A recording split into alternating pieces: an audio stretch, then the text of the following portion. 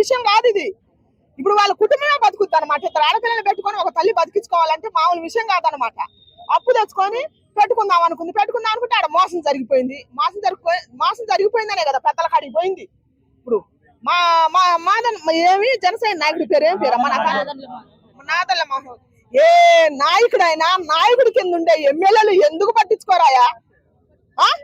సమస్య అని వచ్చేది పేదవాళ్ళు ఎవరి కాడికి డైరెక్ట్ నాయకుడి కాడికి పోలేరు కదా, ముఖ్యమంత్రి కాడికి. వాళ్ళ కింద ఉన్న నాయకుల కాడికి పోయేది, ఎమ్మెల్యేల కాడికి, మంత్రుల కాడికి, ఊరు సర్పంచుల కాడికి. నేను ఇదే చదువుతున్నా. వీళ్ళే కదా జారవేయాల్సింది, పేదవాడి సమస్య జారవేయాల్సింది, ప్రతి వాడి కష్టం జారవేయాల్సింది. పెద్ద నాయకుడి కాడికి జారవేసేది ఎవరు? వీళ్ళే కదా. సమస్యలు పోయి చెప్పుకునేది మళ్ళాంటి వాళ్ళ కాడికే కదా.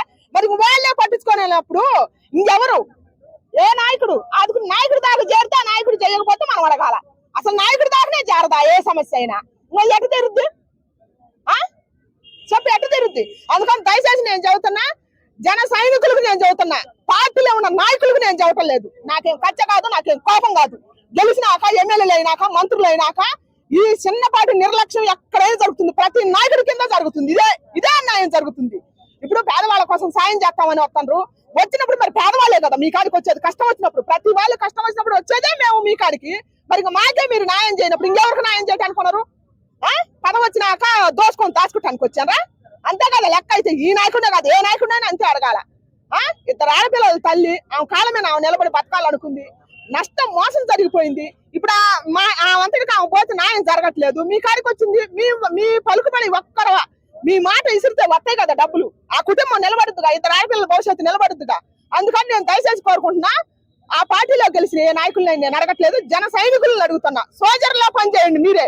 మన పవనన్న కాడికి పోయిందా పనిచేయండి, పనిచేసి ఈ తల్లికి న్యాయం చేయమని కోరుకుంటున్నా.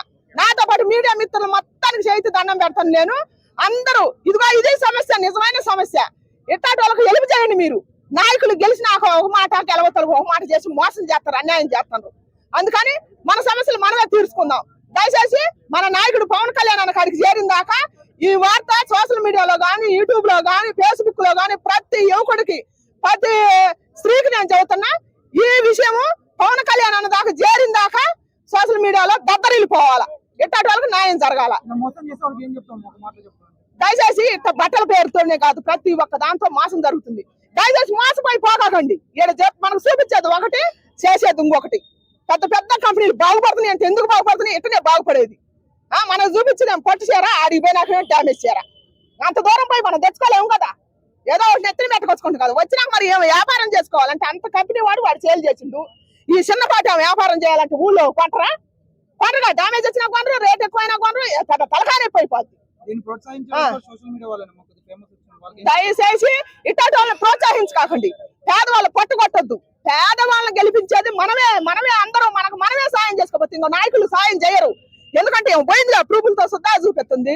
నాదల్ల మనోహర్ గారు అంటే ఎవరు? మన పవర్ స్టార్ పవన్ కళ్యాణానికి కుడిభుజం. అట్లాంటి అన్యాయం సాయం చేయకపోతే ఇంకెవరు చేయాలా? పార్టీకి చెప్పు. అందుకని దయచేసి పవన్ కళ్యాణ్ అన్న దాకా పోవాలని నేను కోరుకుంటున్నా.